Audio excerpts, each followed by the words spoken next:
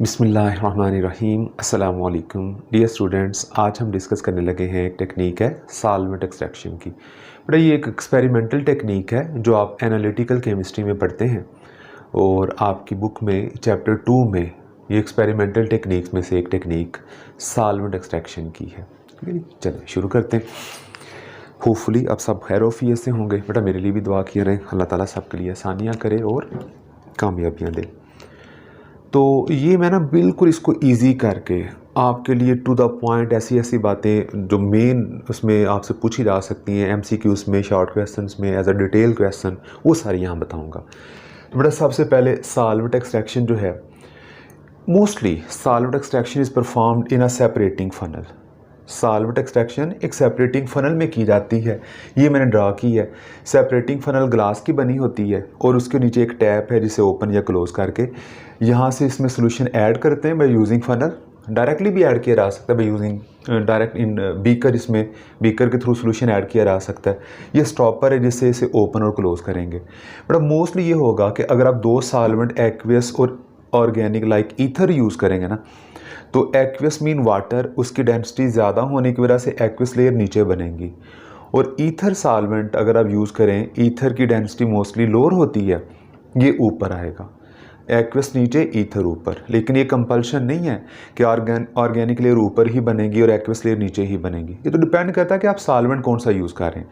अगर आपने सॉल्वेंट यहाँ CCl4 यूज़ किया, कार्बन टेट्राक्लोराइड, तो वो ज़्यादा डेंसर होने की वजह से तब एक्वियस लेयर ऊपर चली जाएगी, CCl4 लेयर नीचे आ जाएगी। तो depending on the density organic और एक्वियस लेयर की पोजीशन चेंज हो सकती है। लेकिन अभी अगर आप ईथर यूज़ कर रहे हैं तो वो अपर लेयर बनाएगी और वाटर जो है वो एक्वियस लेयर जो है वो नीचे आएगी। ठीक है, ये सेपरेटिंग फनल थी। अच्छा, अब ये करते क्यों है, सॉल्वेंट एक्सट्रैक्शन का प्रोसेस किया क्यों जाता है, उसके लिए मैंने लिखा है ये अप्लाई कहाँ होता है। Solvent extraction is used to separate a solute from a solution by adding other solvent in which given solute is more soluble and added solvent is immiscible with the solution। मतलब ये है कि आपके पास एक solution है, like iodine solution है। अब iodine अगर एक्वियस सोल्यूशन में देखा जाए तो इतना इजीली वाटर में आयोडीन सोलुबल होती नहीं है। हमने आयोडीन का एक्वियस सोल्यूशन फोर्सफुली बना तो लिया, लेकिन अब हम उस सोल्यूशन में से आयोडीन को सेपरेट करना चाहते हैं। बड़ा एक सोल्यूशन बना हुआ आयोडीन का, उसमें से आयोडीन को एक्सट्रैक्ट करना है with the help of other solvent. तो क्योंकि ये एक्सट्रैक्शन दूसरे सॉल्वेंट की हेल्प से की जाती है, इसलिए इसका नाम ही रख दिया है सॉल्वेंट एक्सट्रैक्शन। अच्छा, अब आपने aqueous layer water as a solvent use किया, water as a solvent use करते हुए आयोडीन का सोल्यूशन बनाया, उसमें से आयोडीन एक्सट्रैक्ट करने के लिए दूसरी ऑर्गेनिक लेयर यूज़ करेंगे। वो आमतौर पे ईथर होती है, कोई भी ऑर्गेनिक लेयर बहरहाल हो सकती है। अच्छा, अब इसमें हम यूज़ करते हैं, इस टेक्निक को यूज़ करते हैं एक सोल्यूशन में से उस सोल्यूट को सेपरेट करने के लिए जिस सोल्यूशन में वो सोल्यूट ज़्यादा सोलुबल नहीं था। कैसे सेपरेट करना है, फिल्ट्रेशन नहीं करनी, क्रिस्टलाइजेशन नहीं करनी, सब्लिमेशन नहीं, हीट नहीं करना, हमने एक और सॉल्वेंट ऐड करना है। पहले वाला सोल्यूट बाद में जो हम सॉल्वेंट ऐड करेंगे उसमें ज़्यादा सोलुबल होने की वजह से ट्रांसफ़र हो जाता है, मैक्सिमम वो उस ऑर्गेनिक लेयर में ट्रांसफ़र हो जाता है। अच्छा, अब आगे मैंने ये लिखा है कि most of solvent extractions are ether extraction. Solvent mostly ether होता है। और एक पॉइंट ये भी लिखा है कि ये ऑब्जेक्टिव में एमसीक्यूज़ में पूछा जाएगा कि solvent extraction is particularly useful when substance being separated is volatile, यानी इजीली वेपर्स में चेंज होने वाला, वोलाटाइल एंड थर्मली अनस्टेबल, यानी उसे हीट नहीं कर सकते थे। थर्मली अनस्टेबल था, हीट करेंगे तो डिकम्पोज हो जाएगा, तो हम उसे हीट नहीं कर सकते थे, इसलिए क्या किया, फिर उसको एक और सॉल्वेंट की हेल्प से मिक्स करके जैसे सेपरेट कर लिया। बेटा इसको हम एक्सप्लेन करते हैं, एक वेल नोन एग्जांपल है आयोडीन की। आयोडीन सॉल्यूशन है, आयोडीन सेपरेशन में लिख देता हूँ, आयोडीन सेपरेशन। अच्छा, अब मैं वही दोबारा लिख रहा हूँ कि आयोडीन वाटर में इजीली इफेक्टिवली सॉल्युबल नहीं थी, तो आयोडीन का सॉल्यूशन बनाने के लिए, एक्वियस सॉल्यूशन बनाने के लिए हमने क्या किया, हमने उसमें ऐड किया potassium iodide, iodine plus potassium iodide, and they combine to form, ये K+ था आई नेगेटिव था, बेटा के पॉजिटिव पोटाशियम आयन आ जाता है और I2 और I नेगेटिव के मिलने से I3 नेगेटिव आयन आ जाता है। ये एक्वस है। यानी अब मैं अगर इसको लेबल यूँ कर दूँ कि ये जो आपके पास अब सेपरेशन हो रही है with the help of CCl4 हो रही है, बट अगर CCl4 और वाटर को कंपेयर करेंगे तो कौन सी लेयर नीचे और कौन सी ऊपर आनी चाहिए? अभी मैंने शुरू में बात की, मैंने कहा था वाटर की डेंसिटी कार्बन टेट्राक्लोराइड से कम होती है, वाटर की लेयर एक्वस लेयर ऊपर आ जाएगी, ये एक्वस लेयर है। और जो CCl4 कार्बन टेट्राक्लोराइड हम यूज़ करने लगे हैं, ये मोर डेंसर होने की वजह से ये नीचे है। ऊपर जो आयोडीन था ना, that was in the form of I3 negative, aqueous ये मैंने बनाया। जो I2 है वो वाटर में डायरेक्टली इजीली सॉल्युबल नहीं हो रही थी, हमने उसे पोटाशियम आयोडाइड के साथ मिक्स करके एक्वस मीडियम दिया। अब K+ भी उस सॉल्यूशन में है और I3 नेगेटिव भी उस सॉल्यूशन में है, और I3 नेगेटिव की वजह से ये जो ऊपर एक्वस लेयर है इसका एक कलर आता है, पर इसका ब्राउन कलर आता है। अब upper layer brown solution of iodine in water है, और नीचे अभी CCl4 जो आपने ऐड की थी ना ऊपर से, वो CCl4 इसको क्रॉस करके नीचे आ गई है। CCl4 का अपना इटसेल्फ कोई कलर नहीं होता, ट्रांसपेरेंट लाइक वाटर है। लेकिन जब आप इन दोनों को यानी एक्वस लेयर में CCl4 ऐड करके इसको शेक करेंगे, एक्वस लेयर में आयोडीन ऑलरेडी मौजूद था, CCl4 ऐड करके अब उसको शेक करते हैं ताकि एरियन कंटेक्ट बढ़े और सल्यूट का एक लेयर से दूसरी लेयर में ट्रांसफ़र करना ईजी हो जाए। बट फिर ये रिवर्स आएगा, इक्विलिब्रियम बनेगा, दैट I3 नेगेटिव, क्योंकि रिवर्सिबल एक प्रोसेस था, that may return down into CCl4 in the form of iodine. देखिए अब हुआ क्या, हुआ यह है कि कार्बन टेट्राक्लोराइड भी नॉन पोलर है और जो आयोडीन है उसकी नेचर भी नॉन पोलर है, लाइक डिजॉल्व लाइक। तो आयोडीन ने एक्वस लेयर को लीव किया, अरे सारी तो नहीं आ जाएगी लेकिन मैक्सिमम आयोडीन नीचे आ जाएगी। अब नीचे आने की वजह से ऊपर पहले जो ब्राउन कलर था और नीचे ये कलरलेस था, आफ्टर शेकिंग आफ्टर मिक्सिंग क्या होगा, बट आफ्टर मिक्सिंग जो ब्राउन कलर है ना ये लाइट ब्राउन हो जाएगा, इसका कलर लाइट ब्राउन हो जाएगा। और नीचे जो CCl4 का पहले अपना कोई कलर नहीं था, आयोडीन के आने की वजह से इस CCl4 में जो सॉल्यूशन है कलरलेस से पर्पल में चेंज हो जाएगा। तो आपसे दो कलर पूछे जाएंगे। Number 1, what is colour of aqueous solution of iodine? आप कहेंगे डार्क ब्राउन।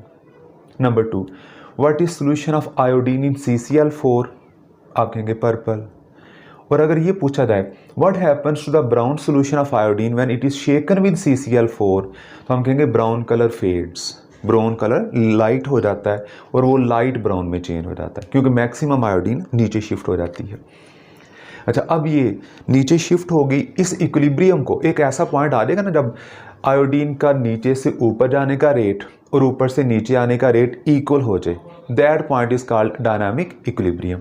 जब वो इक्विलिब्रियम एस्टैब्लिश हो जाएगा तो बेटा उस इक्विलिब्रियम के लिए ना हमने एक यहाँ कांस्टेंट यूज़ किया होता है, that is called distribution constant या पार्टीशन कांस्टेंट। असल में ना ये जो पूरा प्रोसेस सॉल्वेंट एक्सट्रैक्शन का है, it is controlled by, solvent extraction is controlled by distribution law. Distribution law या इसे कह लेते हैं पार्टीशन लॉ।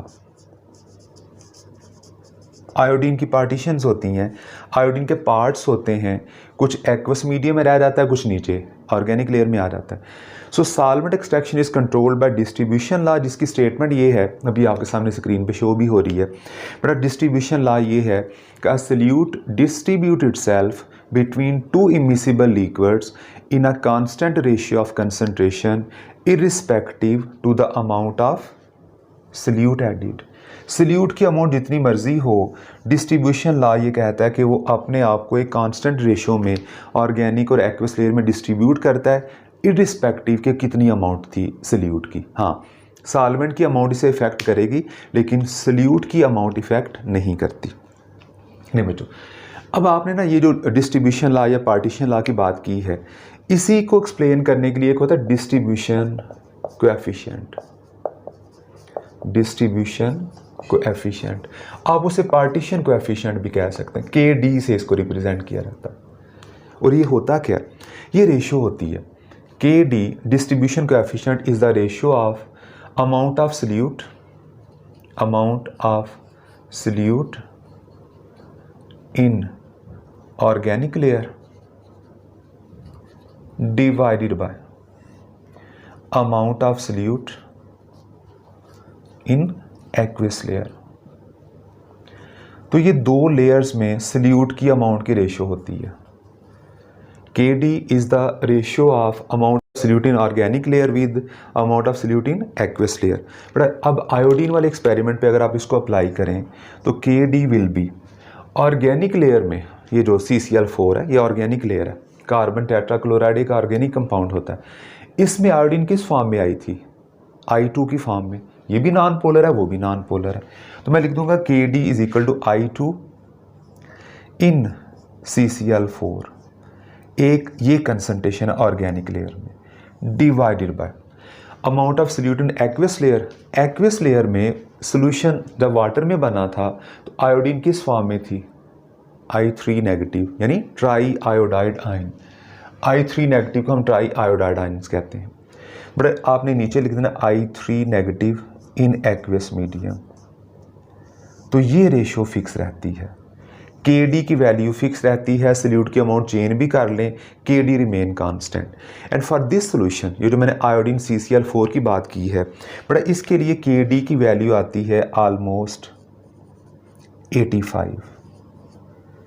आयोडीन की CCl4 में जो एक डायनामिक इक्विलिब्रियम बना था, डिस्ट्रीब्यूशन कोएफिशिएंट की, डिस्ट्रीब्यूशन कांस्टेंट की वैल्यू वो 85 ऑलमोस्ट आएगी। अब 85 का मतलब ये होता है, 85 का मतलब ये होता है कि आयोडीन की अमाउंट CCl4 में वाटर के कंपैरिजन में 85 टाइम्स ज़्यादा होगी।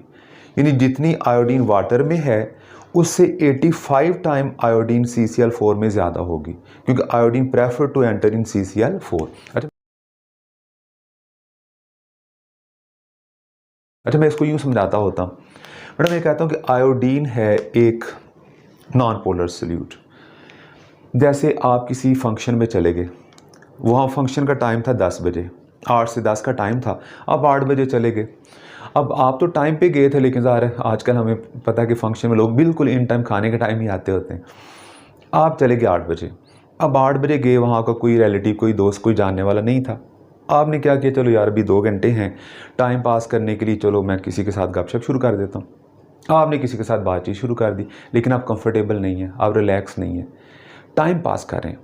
बट उसी तरह आयोडीन जो है वो वाटर के साथ टाइम पास कर रही थी। आयोडीन वाटर में खुश नहीं थी, सिर्फ टाइम पास कर रही थी।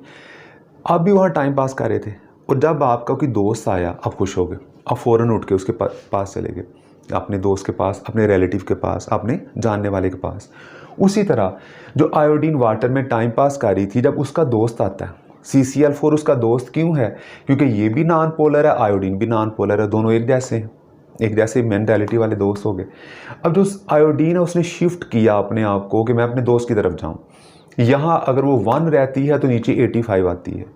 वाटर के कंपैरिजन में, एक्वस लेयर के कंपैरिजन में आयोडीन की अमाउंट CCl4 में 85 टाइम्स ज़्यादा होती है। इसलिए आयोडीन के इक्विलिब्रियम का जो KD वैल्यू है ऑलमोस्ट 85 आएगा। और इसका यूनिट इसलिए नहीं लिखा क्योंकि दोनों कंसंट्रेशन हैं, ऊपर भी मोल पर DM³ है, नीचे भी मोल पर DM³ है। ठीक है जी, बेटा ये था पूरा टॉपिक सॉल्वेंट एक्सट्रैक्शन का, जो मैंने थोड़ा सा ब्रीफ करके आपको बताया। यूज़ करेंगे जब सब्सटेंस वोलाटाइल थर्मली अनस्टेबल हो। सेपरेशन के लिए यूज़ किया जाता है सेपरेटिंग फनल। और करते कैसे हैं, 2 सॉल्वेंट्स यूज़ करते हैं। एक सॉल्वेंट में जो सल्यूट डिज़ोल्व करके सोल्यूशन बनाया था, वो सल्यूट पहले वाले सॉल्वेंट में लेस सोलुबल था। दूसरा सॉल्वेंट जो एक्सट्रैक्शन के लिए यूज़ करते हैं उसमें सल्यूट ज़्यादा सोलुबल होना चाहिए। एंड दूसरी कंडीशन ये है, 2 सॉल्वेंट्स शुड बी इमिसिबल, यानी वाटर और CCl4 या वाटर और ईथर ऐसे 2 सॉल्वेंट थे जो इमिसिबल थे। 2 लेयर्स बन गई थी और उन लेयर्स को टैप के थ्रू ओपन करके सेपरेट करना ईजी हो जाता। अच्छा, उसके बाद मैंने कहा मोस्टली ईथर यूज़ होता है, वोलाटाइल थर्मली अनस्टेबल है, डिस्ट्रीब्यूशन लॉ या पार्टीशन लॉ कंट्रोल करता है। शॉर्ट क्वेश्चन में पूछा जाएगा व्हाट इज़ डिस्ट्रीब्यूशन लॉ और पार्टीशन लॉ। स्टेटमेंट में भी आपके साथ शेयर की है। बट उसके बाद आयोडीन का इट्ससेल्फ, अगर आयोडीन सॉलिड होता है ना, इसका कलर होता है डार्क ग्रे या ग्रेश ब्लैक भी, क्या डार्क ग्रे ग्रेश ब्लैक कहा जाता है। और I3 नेगेटिव जब एक्वस मीडियम में आया था तो उसका कलर था ब्राउन, बल्कि डार्क ब्राउन। फिर कलर का चेन क्या आया वो मैंने आपके साथ डिस्कस कर दिया। अगली बात की कि डिस्ट्रीब्यूशन कोएफिशिएंट या डिस्ट्रीब्यूशन कांस्टेंट KD क्या होता है? It is ratio of amount of solute in organic layer और amount of solute in aqueous layer.